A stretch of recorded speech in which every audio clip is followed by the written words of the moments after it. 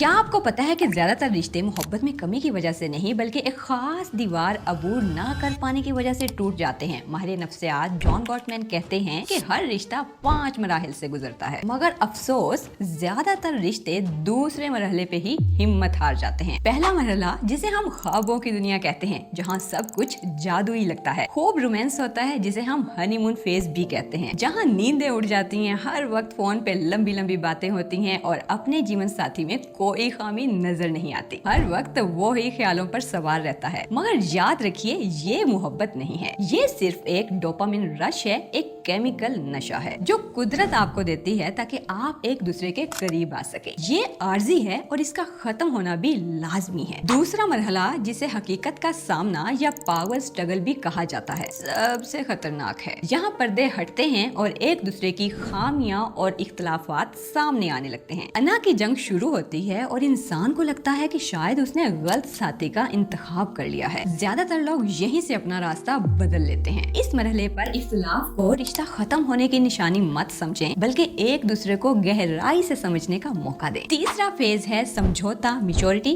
और ठहराव। अगर आप दूसरे मरहले के तूफान से किसी तरह बचकर निकलने में कामयाब हो जाएं, तो आपका रिश्ता किसी हद तक सेफ है। अब रिश्ता सिर्फ जज्बात पर नहीं बल्कि आपके इरादे और फैसले पर चलता है। यहाँ आप एक दूसरे को बदलने के बजाय जैसा है वैसा कबूल करना और माफ करना सीख जाते हैं। चौथी स्टेज कमिटमेंट है। यहाँ आप एक टीम बन जाते हैं। अब दुनिया की कोई मुश्किल आपको अलग नहीं कर सकती, क्योंकि आपके दरमियान से हकारत खत्म हो चुकी होती है और उसकी जगह एहतराम और इज्जत ले लेती है। इसी तरह एक मजबूत दोस्ती जन्म ले लेती है। आखिरी फेज है जॉय, प्लेयर, हैप्पीनेस। ये वो मरहला है जहाँ आप जी नहीं रहे होते बल्कि एक दूसरे के साथ मिलकर मोहब्बत की हिस्ट्री बना रहे होते हो। ये वो मकाम है जहाँ मोहब्बत एक तरह की इबादत बन जाती है और आप दोनों मिलकर माशरे और अपनी नस्लों के लिए मिसाल कायम करते हैं। कंक्लूजन ये है कि हमारे माशरे में हमने झगड़े को नाकामी समझ लिया है। याद रखिए, रिश्ता स्टेज 2 के बाद ही मजबूत बनता है। रिश्ता निभाना इसे नहीं कहते कि कभी इख्तलाफ ना हो। रिश्ता निभाना